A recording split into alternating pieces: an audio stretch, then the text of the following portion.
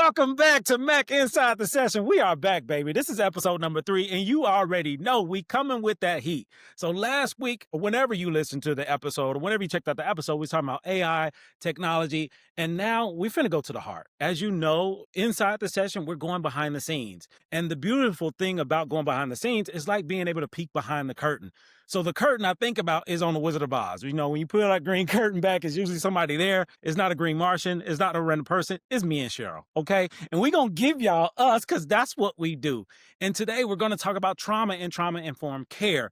And when looking at trauma-informed care, we want to hit you from a lot of different angles, lenses, and perspective to help you see things from a different view. So that's as a client, as a professional, as an educator, whoever you are, wherever you are, we're all impacted by trauma, whether directly or indirectly. And we're going to talk about it. So we're going to start off with some facts, some figures, what's going on in current events. As you know, Cheryl going to bring that heat.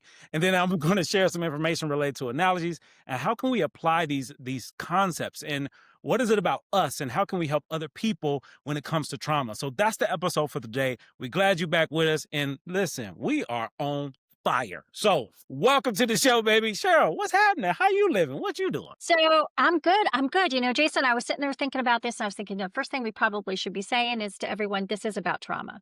We're going to be talking about trauma. And when we talk about trauma, we need to take care of ourselves. So what I would say to all the listeners is if at any point something comes up for you, and the thing we know about trauma is it's not always a story, right? We don't always remember the narrative, but our body remembers. We know this. So if something comes up for you, we want you to stop, take care of yourselves, and certainly return if you are able to. If not, reach out to us. Where I'm going to have some information available to you regarding some of the topics we're going to be covering today, and also some resources. So that would be the first thing. Trauma. It's a thing we need to absolutely take care of ourselves. But when I was looking at in the news before we get started on who we are and what do we bring to the table from a trauma perspective, I was obviously very much cognizant, like most of the world today, around the release of the hostages in Gaza.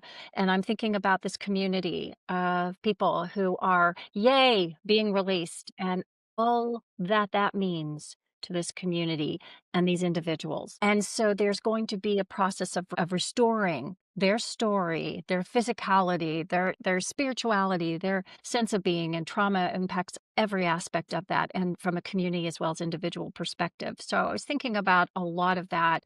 Heard some more stories about what's happening actually to somebody who is involved in one of the organizations that is part of the deportation process, and some of the trauma that they're experiencing in what we call moral injury, doing something that doesn't feel congruent with their moral compass. And so start thinking about, gosh, that's right. Even people who are the perpetrator side may experience this trauma around doing things that doesn't fit. And we could go through all the reasons why people do that. That would be a whole nother episode. That's kind of where my head started when I started looking at this. So this is the global perspective, and I really appreciate you bringing this up. And I love that you bring this side into the conversation because we have to talk about it. Is it impacting all of us directly and indirectly, as I mentioned before? And this is an example of that trauma, the release of these hostages. And to go even deeper or more connected, because I want us to take this global perspective and then move it all the way to us. So we're starting on the outside and we're going to move in, because I love analogies and metaphors. It's kind of my thing. So when I think about trauma and I think about us as humans, I think about an onion. And with the onion, you cannot see the core of that onion because it's surrounded by layers upon layers upon layers of stuff. And all of us have experienced stuff from birth to where we are right now. So from a global perspective, let's go deeper to another global perspective that impacted all of us directly and indirectly. And that is being a survivor of a pandemic. So if you're listening to this, if you're here, we survived a pandemic. That was a traumatic experience for all of us. And you know someone or know several people that weren't able to survive the pandemic. That's a real life traumatic experience that we don't think about. And we don't think about it because we're so resilient as people, as human beings, not recognizing that it impacts us emotionally, spiritually, physically, and mentally. When we don't think about that, we just live life as normal as we possibly can. So even though we survive this, we're still dealing with some of the results somatically and even more related to what we experience from this pandemic. So let's dive into that conversation of how are we living and how does this connect to all of us? If you want to dive into that space, let's go there. So, when we talk about a trauma response, right? So, what is trauma? I guess we should start at the very beginning. Let's define what is trauma. So, trauma is anything that feels life threatening, that threatens your sense of safety, that threatens your physical safety, emotional safety, spiritual safety. And so, we've gotten away from trauma looks like this. Obviously abuse is traumatic and neglect is traumatic and sexual assault is traumatic. We know what that work is traumatic. We know all those things. We now have expanded that definition to mean anything that provides the individual with a sense of unsafety in all those categories.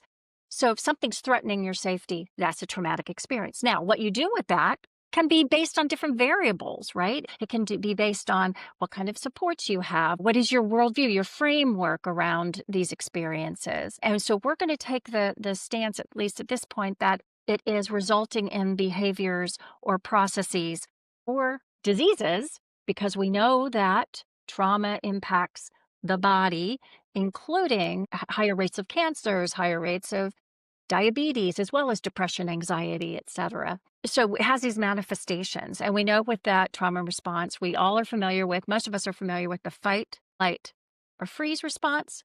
I'm going to throw in the fawn because it really speaks to the research I'm doing on intergenerational trauma. So the fight, is we've got an increase of adrenaline, norepinephrine, cortisol. Your body's like geared up going, I've got to, I'm going to fight this. I'm going to do this. And I'm going to be in a constant state of battle, even if there's nothing out there. There's no bear, but I'm going to fight, right? Flight is, I can't do this. I got to go. I got to go. I'm constantly exiting things. I'm constantly not finishing things. I'm constantly finding ways to escape situations because I feel threatened. Freeze is I am so overwhelmed with fear that I can't move. I'm stuck physically, emotionally, spiritually. I'm stuck. And then we have fawn.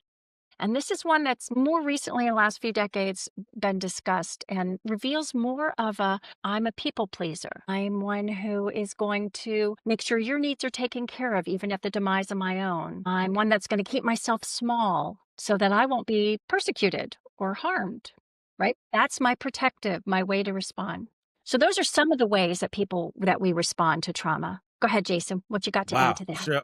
We just listen, we 11 minutes in, and this is just already so much insight and so much information. I hope you all are really diving in. Also, I need you to know I'm going to use a lot of humor because of how intense and sensitive the topic is. However, when I add humor, please know it's intentional and it's to lighten the heaviness of the topic.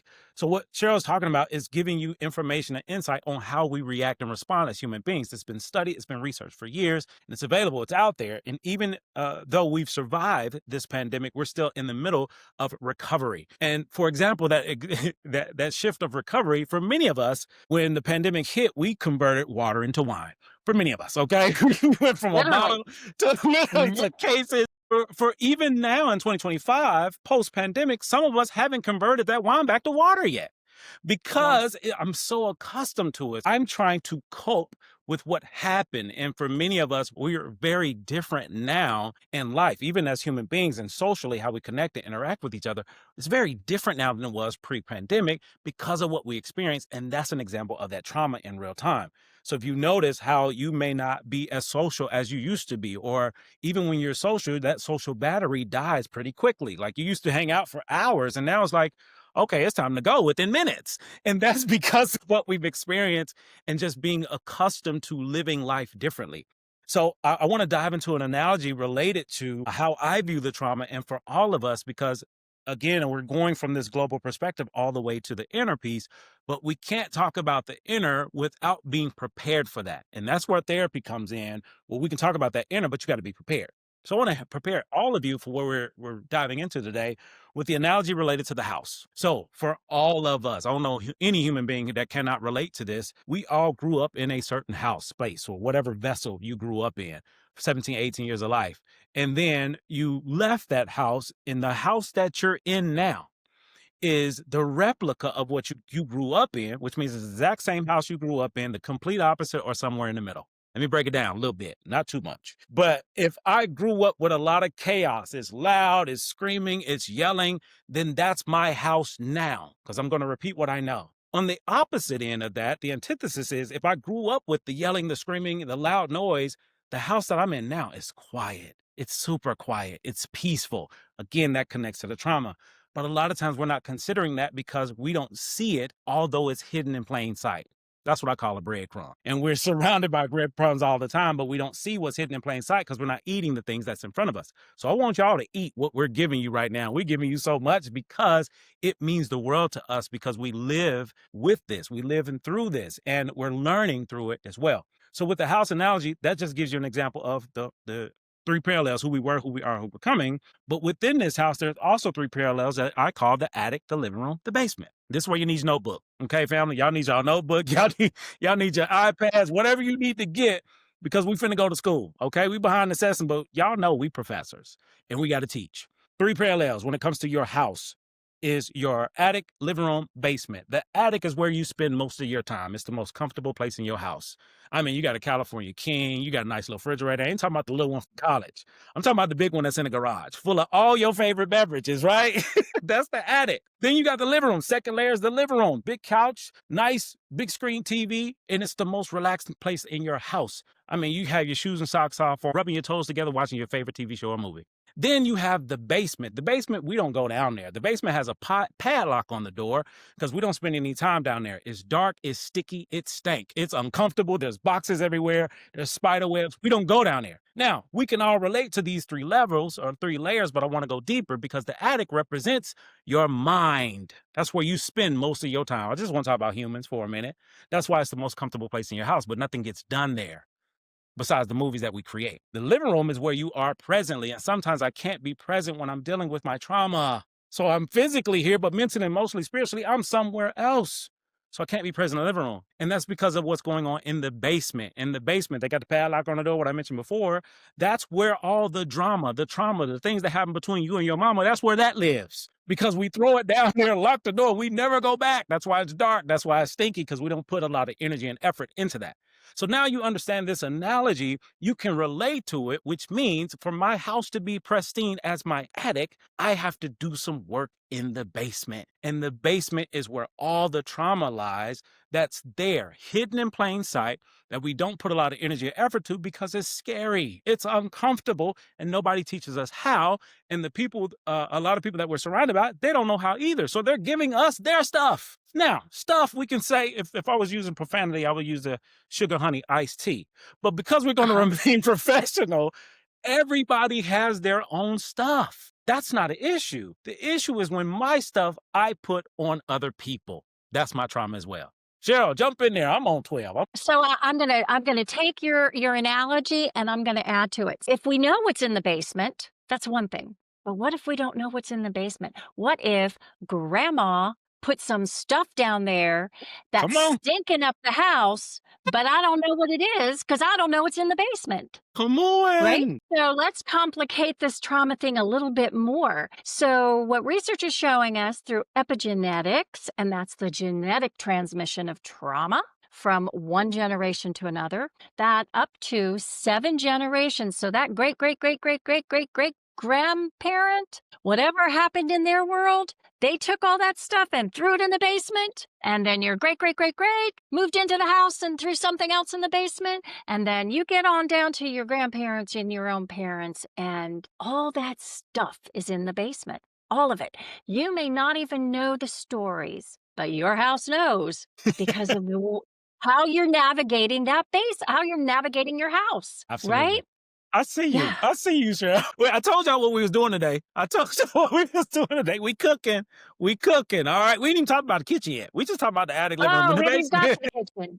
So Oh my gosh. what you just shared, going back 7 generations, and a lot of times we're not thinking about that. And I feel as though this connects to intergenerational trauma. And if you could share with the listeners and viewers, what does that mean? And what does it look like? Because I agree with you. A lot of times We have this stuff in the basement, but we don't even know it's there because this is Mhm. the way we've lived our whole lives. And within our culture, community, upbringing, background, family, this is tradition. This is what we do. We don't talk about things. We keep secrets. We don't go to therapy. We do all these different things that doesn't help us. It actually hurts us based off of survival techniques from our ancestors. So if you could share more about what does this mean, this intergenerational trauma? So intergenerational trauma refers to this transmission of the impact of trauma on a genetic basis, right? It's not simply I've learned something. It is that my whole body is responding to this on a genetic level. So it impacts how our DNA is expressed. So what that can look like is associating it with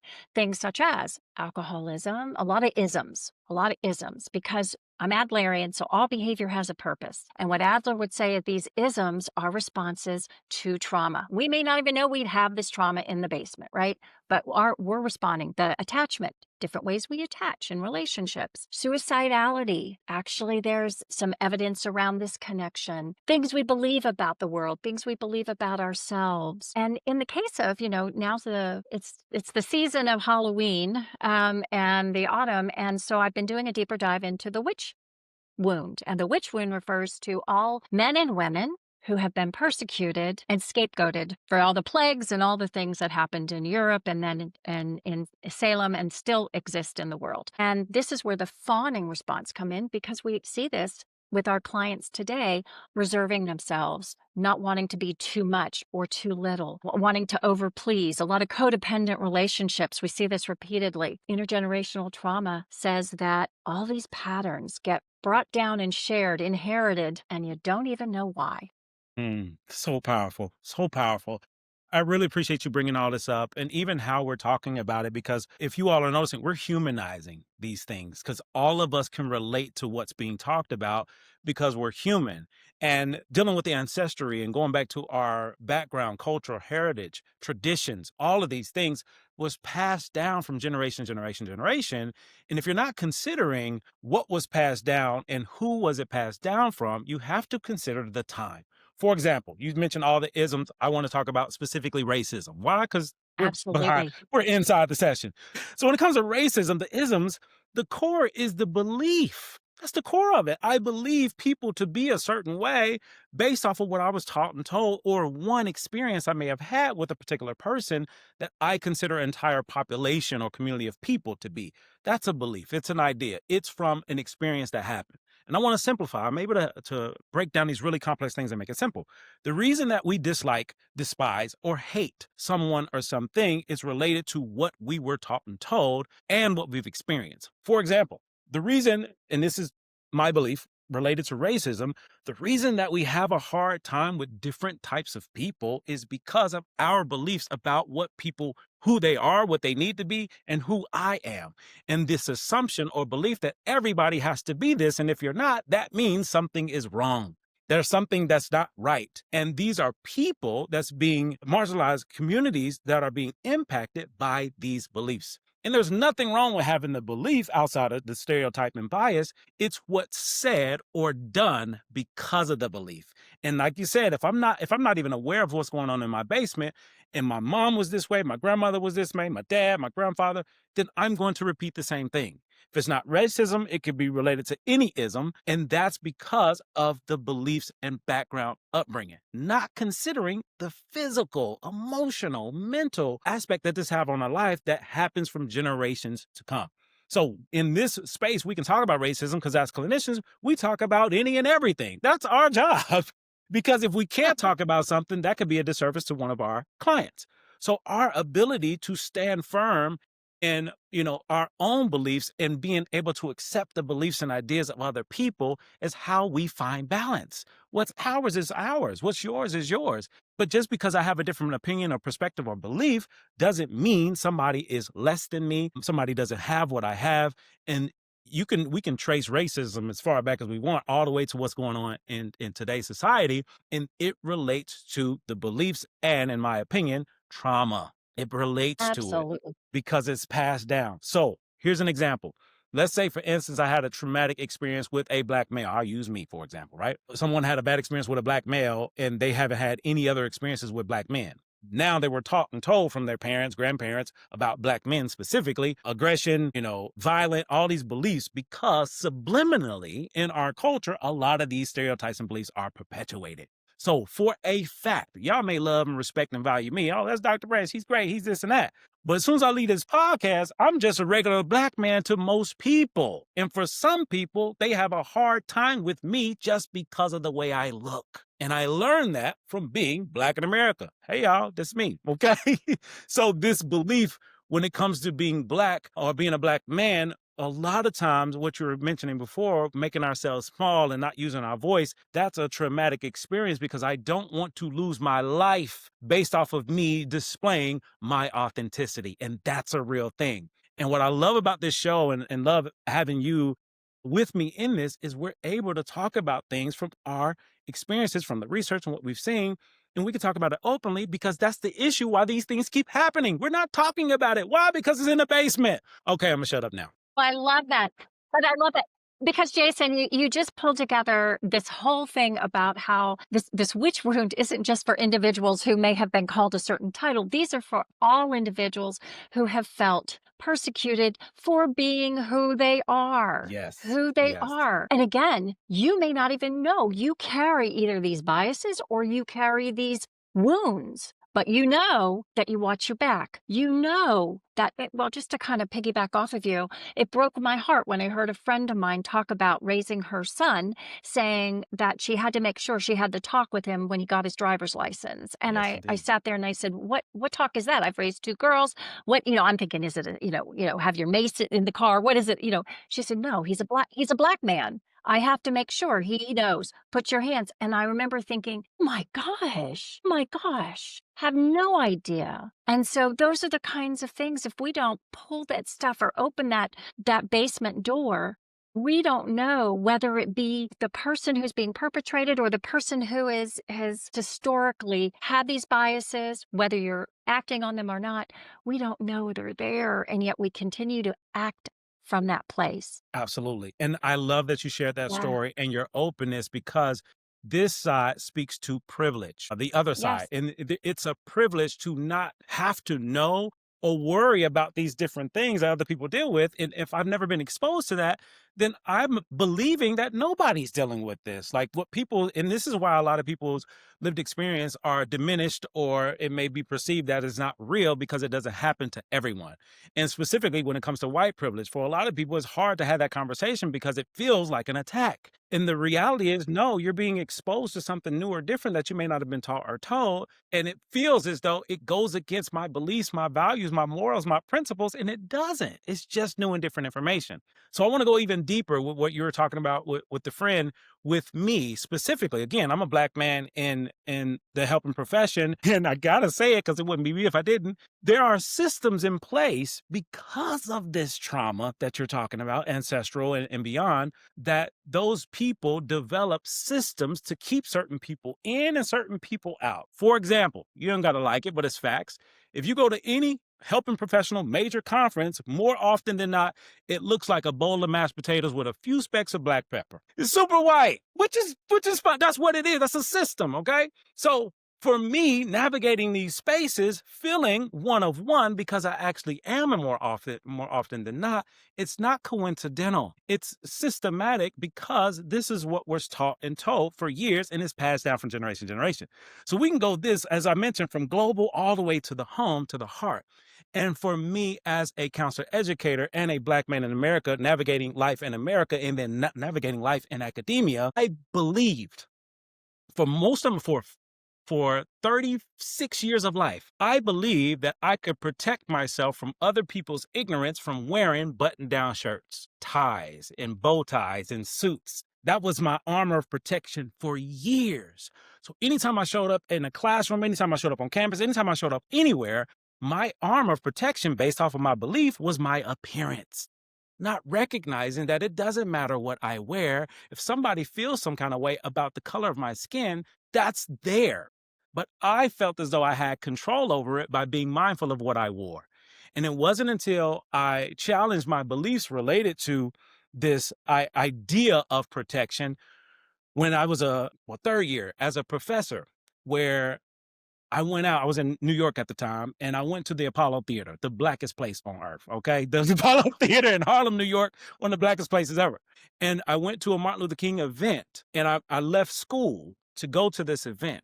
And when I went to the event, it's all black, well, 99.9% black. I felt out of place. And I felt out of place because everybody's looking at me like, why are you dressed up so much? Like, why you got all these clothes on? You got 5 outfits on, button down, a shirt, a cummerbund. Why are you having all this on? And I didn't even recognize it, that this is my armor. And more often than not, in these spaces, I come in with this armor because I believe people will view me differently based off of my appearance, clothing wise. And I recognize in real time at that moment that that was not true. So I can't even be comfortable in my own place, in my own culture, because I've had to wear the mask my entire life. However, when I started to do the work and go into my basement, that's when I recognized my beliefs did not serve me, because this was passed down to me for many generations of how to show up as a Black man for other people to feel whatever way they feel. What I know for a fact is I don't care what you do in life. There's nobody you can control or change besides yourself. And when I learned that, my whole appearance changed in the classroom. I start wearing what I wanted to for comfort, because professionalism is subjective. I just want to talk about facts. So I want to share a real life experience of how trauma can be so deeply rooted that allows us to do things based off of what we believe and not the facts. And for many of us, it doesn't matter the facts when I'm in my feelings. Ooh, that's a word for somebody. Do something with that. When you in your feelings, who cares about the facts? I'm in my feelings, which what you were saying connects back to the trauma, is what I feel. So fight, That's exactly flight, right. it's what I feel. If I feel threatened, it may not even be a threat, but I feel threatened. I may lock my car doors when somebody walk by. I may clutch my purse. I may be in the same elevator with a professor, but I don't know he's a professor because he's Black. I just want to talk about it because this is my lived experience, and I don't mind talking about it because it gives exposure to those who don't know. Because sometimes you can have the privilege, I don't have to know. And now you're in a position where you have options because you know. You may not know me, anything about me, but you know the story. And this is just one of many stories. So, Cheryl, that's what makes this show so amazing, the dialogue, because we can talk about it. And I value and Yes. appreciate you, knowing your privilege, using your privilege in ways to advocate, to support, to highlight, because you're able to speak to people in ways that I can't because of how I'm perceived. And people perceive me a certain way until I get to that heart. Once I get to the heart, we do whatever. We do whatever. But it's hard to get to the heart if I'm stuck in my thoughts in the attic, if I'm stuck with my trauma, if I'm stuck with my truth and not considering anybody else's. And that's what I love. So me and you, we can have this conversation whether on this podcast or behind the scenes. And for a lot of people, no matter how high we are as far as your degrees, economic status, whatever the Mhm. case may be, some people can't have this conversation because we haven't been taught how to. Oh, we haven't therapy in Absolute. here. So Jason, what you're talking about is being, I mean, I'm going to use the word courageous because I think that's what it's been in my own work, is being courageous enough to open up the basement, and this is where we encourage that you have professional support in this. You would run the risk of re-traumatizing yourself if you open that up and everything goes flooding. Yes, indeed. But when we open it up and you're pacing with a therapist, you're able to start seeing these things. And the beauty of looking at the basement and the intergenerational piece to this, because oftentimes people ask me, well, if I didn't know great great great great great great grandma, how does this matter? Well, you know what? I didn't know that the 6 women I've identified who've been burned at the stakes, died by suicide in the witch tower, were tortured and then exiled by their communities. I didn't know them personally. They're my 13th, 14th, 15th great grandmothers. But I do know that my advocacy, in particular for marginalized communities, including women, historically, has been in me since I was a 6-year-old girl wanting to fight for freedom. And I was talking to a colleague of mine this morning, and she said, "How do people not understand?" We were talking about some of this stuff in terms of feminism, and she says, "I've known this since I was 6." And I said, "Me too, but guess what? Not everybody has this Yes. It's just not an awareness, and I had Yes. my own blinders, and she had her own blinders, but the question I'm often asked is, "What if you don't know the stories, period? What if you Yes. don't know? You just have the behaviors." Yes. So, when we play with that, we can recognize I always say, "How is this behavior serving you? How is it not Mm. serving you?" Ooh. Right? It's a real simple algorithm. Hold on, time out, Cheryl. You can't take this big monster and make it as simple. You made it really simple. Is this working? Is it not? And I agree with you 100%. And your body lets you know. Your body Yeah, tells you, going back to the breadcrumb, where if I'm feeling that resistance or I'm feeling this fear related to a person who mind their own business, doing their own thing, what yeah, is that? And to me, that's an indicator. To go even deeper, related to our profession specifically, countertransference is your indicator something's going on. And what do yes, I do with it? I get to decide. But if I'm not aware of that, then I just let it happen. I just allow these moments to happen. I just keep moving. And to me, like what you're talking about, this goes to us being okay with going in the basement. And part of yes, that, like you simplifying it, does it work or does it not? And to me, if I'm always, or more often than not, feel some kind of way based off of people, places, and things, that speaks right, volumes to something that happened to me right. directly or indirectly. The simplicity of something could have served us for a really long time. Ooh, Cheryl, come on. And then right? So the No, this, behavior could have this may be served it too for a much. long This may be right? too So much. your armor right? So your armor served you Yes. until it didn't. Yes. And that's when we get that nudge of either I feel inauthentic or I feel restless or I feel, whatever's I'm feeling, I'm uncomfortable, I'm agitated, whatever the body's telling you. Yes. It's like, you know what? This isn't working anymore. But it may have worked Yes. It may until have. it doesn't. Absolutely. And when it worked was the old house that you grew up in. It served Yeah. as protection, it served as safety, it served as solid, it served a purpose, but you're not in that house anymore. So we leave Yes. the house and there's certain people that we experienced growing up that's no longer here. Physically, mentally, emotionally, Yes. the whole nine, but they're still here in our heart. They're still in our mind. And that's why we can continue to repeat the same thing. So if you think about the simplicity of any of the isms, it's what we're taught and told and what we experience. But we can take one experience and make it a lens that we view life. And some Yes. people can go through their entire life with one lens only. And to me, you're missing out on so many different things. To go even further, thinking about the LGBTQIA Yeah. community, a lot of people struggle with the community for several reasons. And some of the core reasons relates to religion. Now we're going to go to a Yeah. whole nother level before we get out of here. With My goodness. religion, this set of rules, principles, values, guidelines that we live by based off of where we were born and who taught it to us. Just want to talk about facts. Mhm. The belief of wherever Mhm. we go when it's all over and done is a belief that leads to faith. I'm not knocking religion at all. I just want to talk about our beliefs because I don't know anybody who's died and came back and told us how it really go. So, so therefore, we're going based off of what we believe and what we value that we're convicted by, which is a great thing. It's how we get our morals and our values. But if I never challenge, if I never question, if I never ask, if I never consider, then I can never see what's on the other side. So what I want to challenge, going back to what you're saying, like how do I start looking at me? I want to challenge all the Mhm. listeners and viewers to begin spending time in your basement.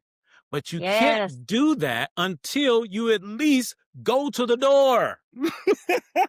Take the padlock off. And the challenge is, and I'm sharing what I do myself, is once you take the padlock off on the door, that's an indicator. For example, countertransference. And for those who don't know, triggers. Whenever I'm triggered because of my trauma, it could be within your relationship, something that happened at work, at school, at home. Whenever you're triggered by something, that trigger connects to the string of your trauma, which is in that basement. So I want to challenge the listeners. That string connects to a person that you used to be. As you mentioned with the whole house and where I was, it's a part of me. It's not who I am, but it's a part of me. And that trauma is something happened to me. And that version of me is still hurting from what happened. Mhm. So whenever somebody brings things up or behavior happens that impacts me currently and I'm triggered by it, it goes back to that little kid, that little person that I was. So I'll speak for myself where I'm a big hugger. Anybody who met me in person, conferences, whatever, I hug. I give all the hugs.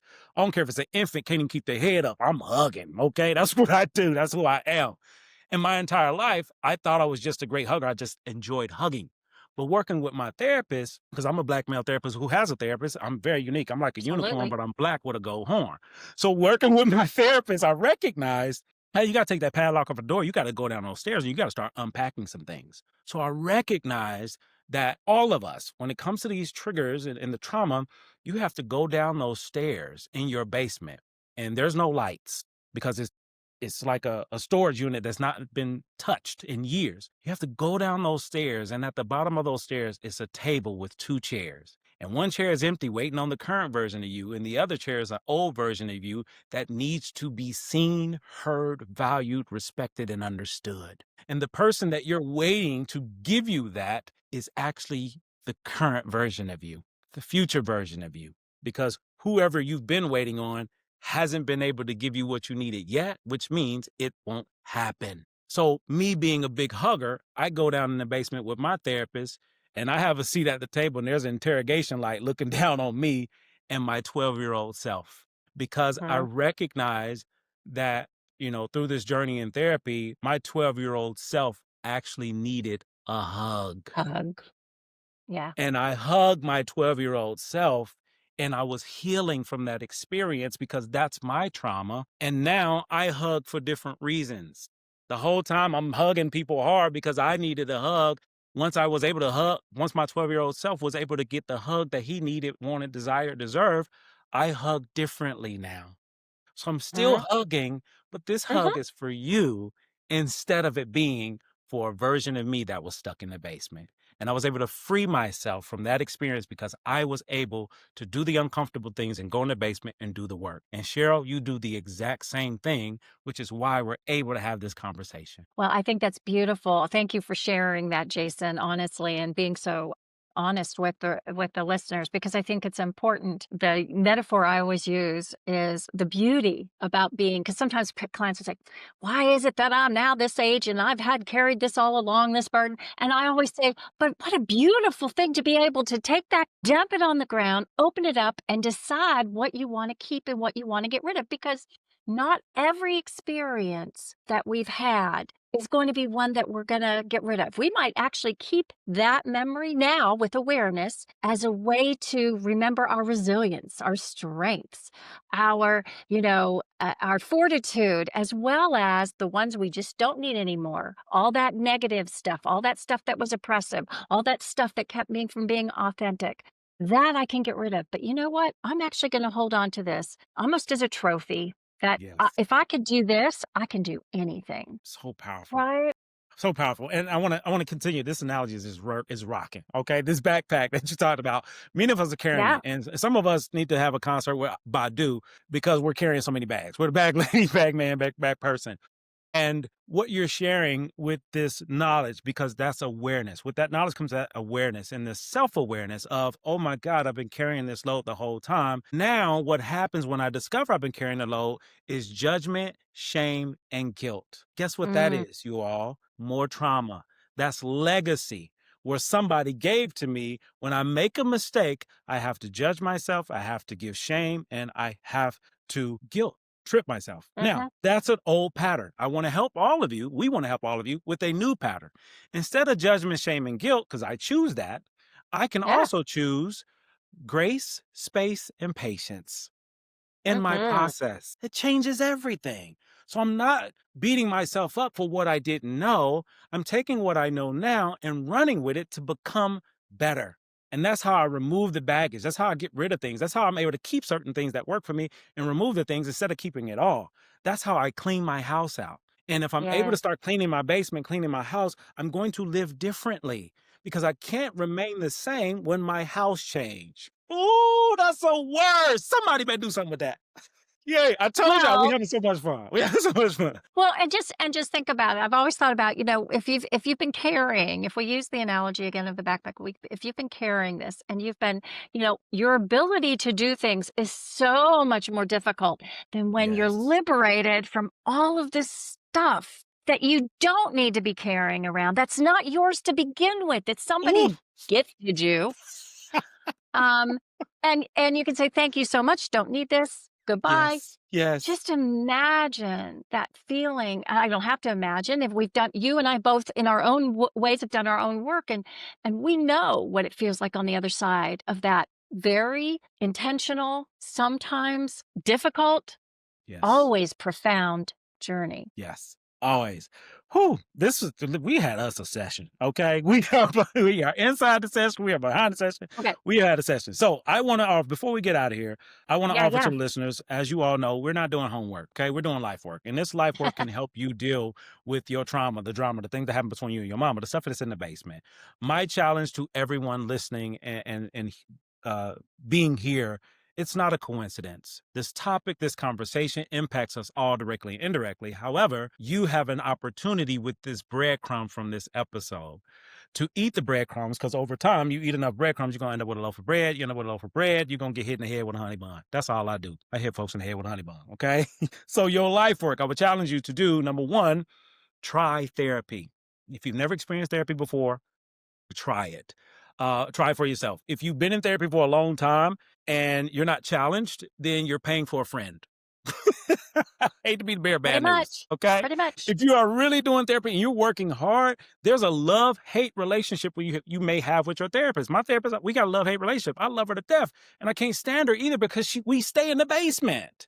But That's that's where the right. magic happens. So if you've never experienced therapy, now is an opportunity to go because that's how you can start doing the basement. Number two is wordplay. You have to be mindful of the narrative that you tell yourself every day, especially when it comes to other people, places, and things. A lot of these narratives come from beliefs, not the facts. And these beliefs have been passed down from generation to generation to generation. Number three is to begin questioning everything. No matter what it is, your political affiliation, religious background, family, familial, traditions, culture, customs, just start asking questions around them, questions for yourself, questions for people around you to get a different perspective. Because once your perspective changes, you can pivot. You're never the same when your perspective changes. So those are the three that I want to offer to you all. Cheryl, anything you want to offer to the listeners? Boy, you really nailed it. So what I would say is, obviously, when you're doing this work, also allow yourself to have play with it. Right?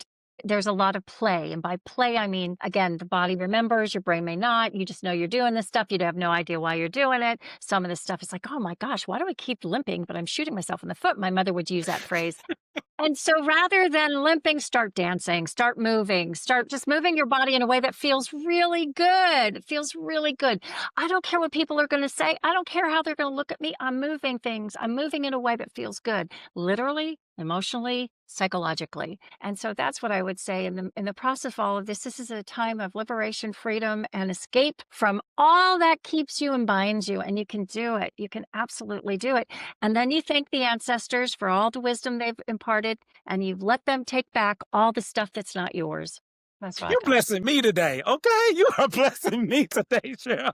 So before we get out of here, I got to end with a story. I want to end with a story. Yeah. And Yeah. this story connects to all of us because we can understand the concept.